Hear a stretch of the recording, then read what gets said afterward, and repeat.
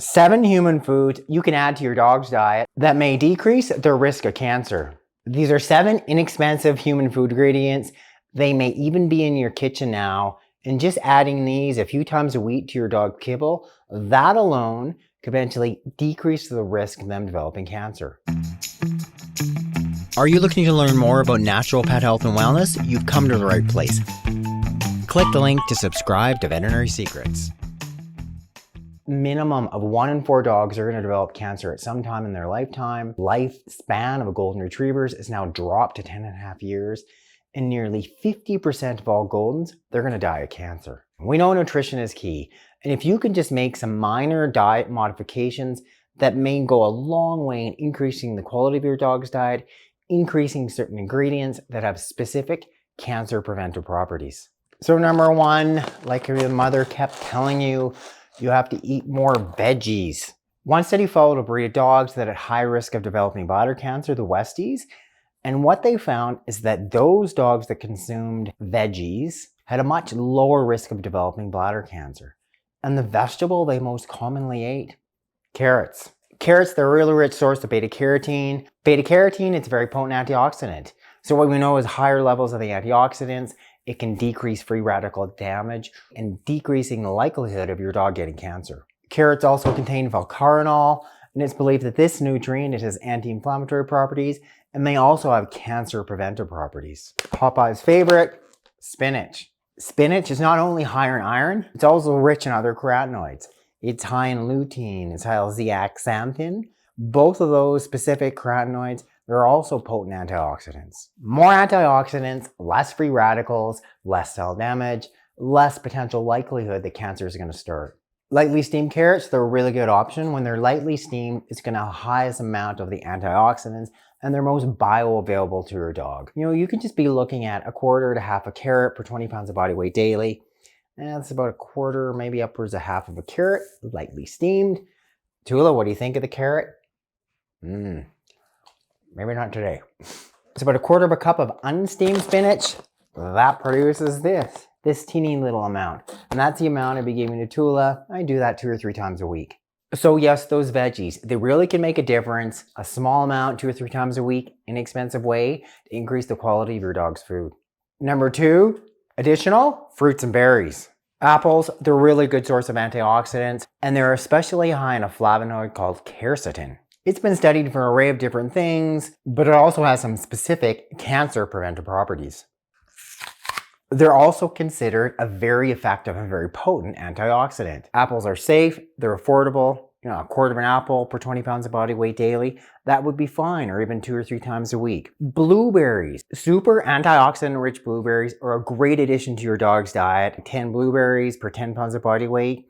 Do that daily if your dog really likes them. Completely fine. Number 3, inexpensive common kitchen spices. Turmeric, it is a great option. But also don't forget about this spice, cinnamon. The active ingredient in turmeric, 95% curcumin.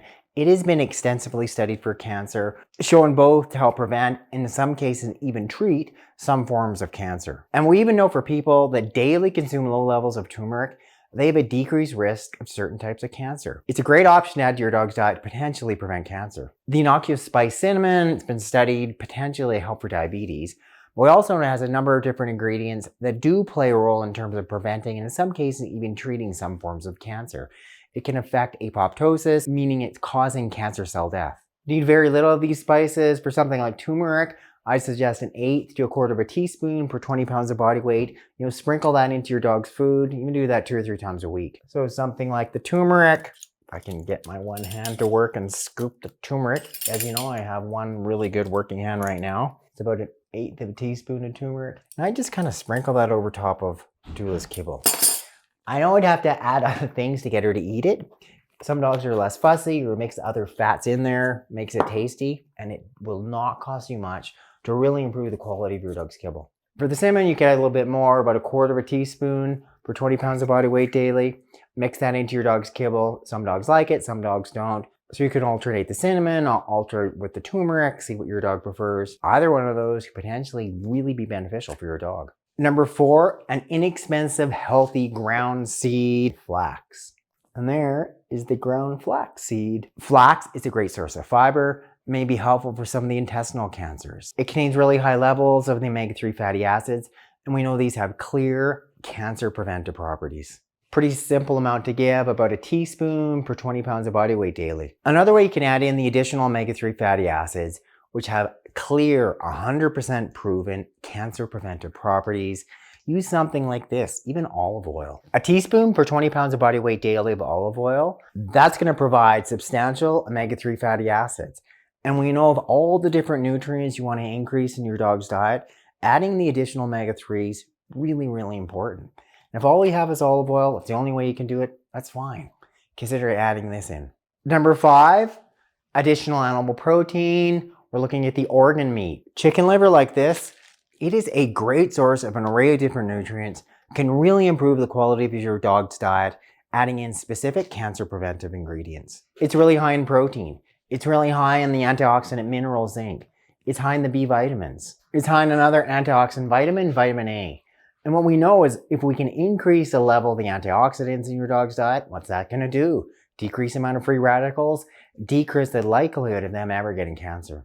And the suggested amount to give your dog is about 1.5 ounces per 20 pounds of body weight. I cooked up some liver. So this is what Tula would get. She could get it daily. It's something I would suggest 2 or 3 times a week.